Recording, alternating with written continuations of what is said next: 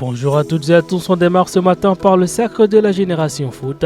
À la une de la tribune sport, les Grenats qui ont battu Djambar et qui s'adjugent ainsi le titre de Ligue 1 sénégalaise. Il suffisait tout simplement à la génération foot de ne pas perdre pour garder le champ libre à l'occasion de cette 24e journée de Ligue 1. Mais elle a tenu à battre Djambar, nous dit-on. Après avoir vaincu son dauphin sur la plus courte des marches, JF est ainsi sacré pour la troisième fois de son histoire, une première depuis 2019 et de 3 pour Génération Foot. Génération Foot, justement une industrie en marche, s'exclame Stade Quotidien. Troisième sacre officialisé samedi, meilleur palmarès sous l'ère pro. Le quotidien sportif exhibe ce matin l'expérience des internationaux. La Patte Diba, une académie pourvoyeuse de joueurs pétris de talent. Ces talents justement qui iront voir ailleurs parce que la publication parle de plus de 10 éléments sur le départ. Direction l'étranger. Le quotidien national Le Soleil barre à sa une Génération Foot championne. La performance XXL du club de Denis Biramdawa encore et toujours à la une. Génération Foot d'ailleurs n'est pas la seule équipe heureuse, nous signale-t-on. En Ligue 2, c'est le Diamond de Fatigue qui est sacré et l'Union Sportive de Ouakam qui retrouve la première division. Parlons mercato à présent avec le feuilleton Sadio Mané qui se poursuit. Stade Quotidien note tensé par Thomas Tuchel, indésirable en Bavière. Sadio Mané doit-il partir ou rester?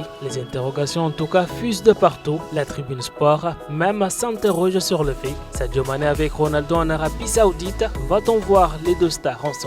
Record Quotidien pousse un tout petit peu plus loin et part de 25 millions d'euros par an jusqu'en 2026. En tout cas, Al Nassr veut associer Sadio à Ronaldo. Cependant, Sadio souhaiterait rester en Bavière. Tuchel le met après Coman et Gnabry. Sadio Mané, une troisième option. Le mercato aussi, c'est également le feuilleton Iliman Ndiaye et l'Olympique de Marseille. À la face de Réumi Sport ce matin, et King Potter, entraîneur de Sheffield United. Je ferai tout pour qu'Iliman Ndiaye reste, assure-t-il. Les Anglais refusent. Note le journal au papier noir. L'histoire était très belle pour l'OM et Iliman Ndiaye, mais il se pourrait bien qu'elle reste dans le domaine du fantasme désormais. Ndiaye n'est pas à l'ordre du jour selon son manager. En effet, pour les King Bottom n'envisage pas du tout un départ d'Iliman Ndiaye pour le moment. Le manager de Sheffield United n'entend pas se séparer de celui qui a marqué en amical ce samedi face à Chesterfield. Surtout, il affirme que contrairement à ce que disent les médias, l'Olympique de Marseille ne s'est pas positionné officiellement sur le buteur sénégalais pour l'heure. Il a martelé ses deux idées devant la presse après le match amical.